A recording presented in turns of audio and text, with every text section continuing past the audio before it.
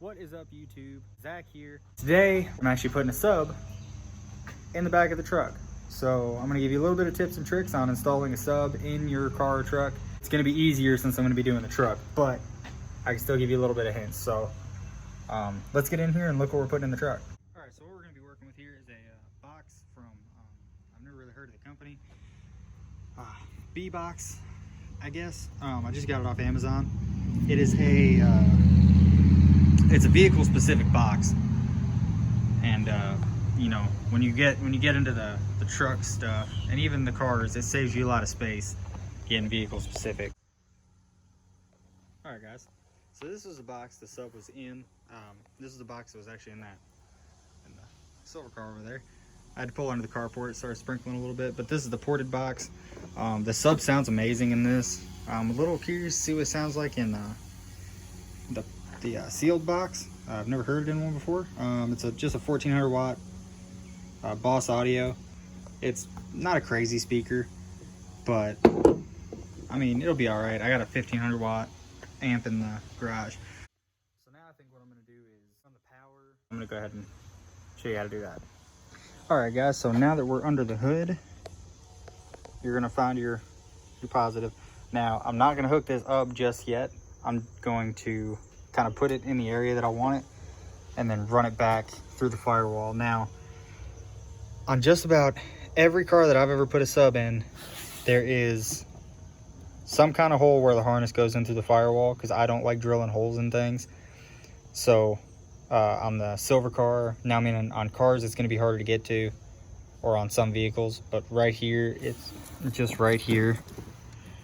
So you get down there, you just kind of push this in out of the way, and you can squeeze a wire back in there. I always like to do it kind of more towards the bottom, so there's kind of less chance of water just kind of getting on it and leave a little slack in it. Water, less chance of getting on it and, you know, getting into your cab. I don't really think I got to worry about it, but you know, better safe than sorry. All right, guys, so as you can see, I got it fished in down through there, and come around to the driver's side, and you look in there and you can see it. It's just right there, the red wire. So you just reach up there and fish it. It's gonna be a little tight. Just reach up there. It's right there. You'll just reach up there and grab it, and then you pull it through, and then you'll just want to pull it through however much you think you'll need. Now this box is gonna go right up under here. It's just under the seat box, so I'm probably gonna run this power up under this board. Probably have it come up. Probably have it come out somewhere back here. Now I'm not gonna hook that up to power yet, because I don't want a live wire just flopping around in there. That's a great way to arc something out, mess something up. So I'm just gonna leave that unhooked for now. I guess let's break the dash open. Let's see about wiring that up. So here's the wiring. Here's what we're gonna get into. So what I'll do when I'm hooking up an amplifier is run the ignition wire. You just find the red on your aftermarket. What I like to do is I like to run a switch to it, so I can switch it on and off if I want to, because we go to the drive-in sometimes, and you know, I don't want that running the whole time. Now you can unplug it from, you can unplug the remote wire from the amp and it'll cut it off, but that also leaves a hot wire flopping around. You know, nobody wants that. I don't have a switch, so I'm just gonna wire it straight to it.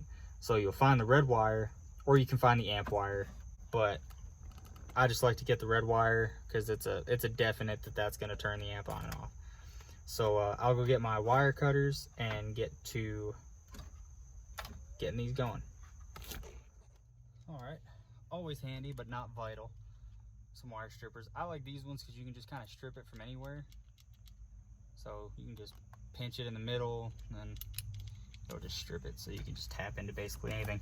So you want to get the red wire, separate the red wire from all the rest of them, and make sure it's the red wire on the aftermarket head unit, because if it's a red wire in there, it may not be the right wire.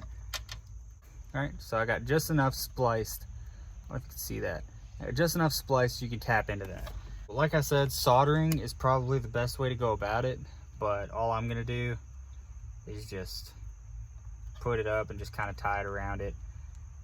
Now, any audio people that are watching this, if you're there watching this, are probably cringing right now, but this is just my work truck trying to get better bass, better sound. Not really too crazy about what quality it is. I could tear this apart 60 times if I have to. It's not gonna bother me any. So that's tied in. So what I'm gonna do with this wire now is run it through the driver's side, and then I'll come back and tape it up. So let me snake that through, and then I'll get back to you. All right guys, now I got that snaked through all the way around here, behind this panel. It's gonna go up under here. Then the box is gonna sit right here. I got the back seat lifted up. This is the amp it's going into, just a 1500 watt. Nothing crazy, but it is gonna be a lot better than what I got now. I've got everything wired. All I gotta do is go up there and tape that up, put the radio back in, and then hopefully everything works out. So what I'm doing now is the audio cables, the red and white cables, or in my case blue, or blue and clear.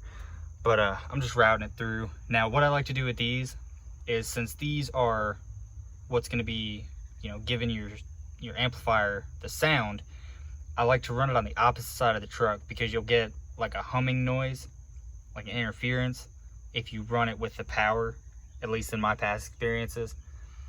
So what I'll do is I'll just run it down the passenger side if I'm running the power down the driver's side, or vice versa. Now I almost forgot. I mean, I would have remembered when I tried to plug it in and it wouldn't turn on. But the ground, you just want to find anything that bolts to the chassis. So what I'm going to use is, you lift this up, you see this bolt here, that these studs go all the way into the frame, or the not the frame, but the cab of the truck, and there's bare metal there, so that'll give me the connection I need. And so I think that's just what I'm going to try to tap into. Alright guys, so install's basically done. Subs in, subs working, amps working. What I ended up doing with the power wire is, these trucks have the side post. So I just took this boot off, put the power wire in between all that, and just screwed it back in. So that was super simple. Got it ran through the firewall. I grounded it out on this bolt here. That's just where it just goes into the cab, into the cab to the chassis, you know, all that ground. That's it. That's where it sits. I guess downfire is what you would call it. Seat goes down, not even in the way. I'll show you what it looks like with the seat down, everything back in. You can really barely even tell it's there. Sounds great. I've tested it out. Way better than what it was before. I started the truck a little bit just because I was running this up for a minute, just kind of let it charge up. I don't know if it really killed the battery, but I just don't like to risk it. I mean, that's it for the install. Straightforward.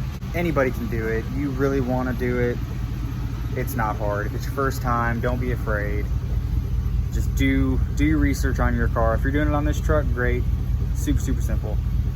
Just do your research. Longest part for me was figuring out the battery terminal, just because it's the side post. If you have a top post, it's a lot easier because it's just right there. Other than that, running it was simple. Finding the place to ground to was super easy. Putting the sub in the box, obviously that's not hard, you just screw it in. Finding a place for the amp just sits right back there. There's a perfect little spot up under the seat. Just pushes in there, and this sub like locks into place. There's a little hump here. I don't know if you can see it in the video, but there's a hump there, and it kind of locks the sub into place, so it's like it's not going to move anywhere, especially when the seat's down, so the amp isn't going to move at all. So I'm real happy with it. All in all, I think I've got $75 in the box.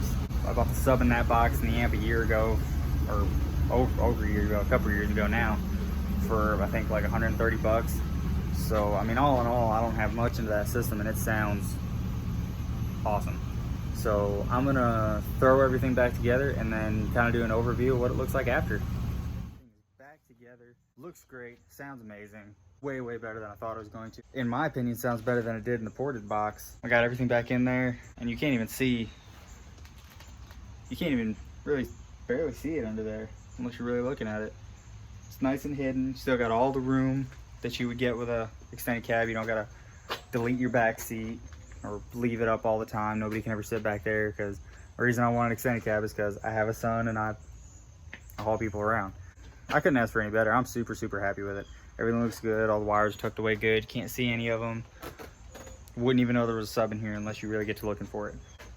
Like I said, that's just one of the things I've been wanting to do for a while to this truck. Thanks for watching. Remember to like and subscribe. Don't miss any future videos, and have a good one.